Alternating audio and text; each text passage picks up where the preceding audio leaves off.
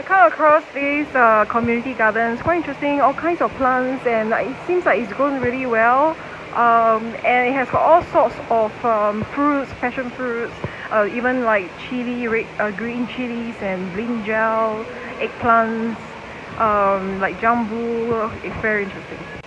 Frankly, it's not easy to grow plants, and it's not easy to grow them well.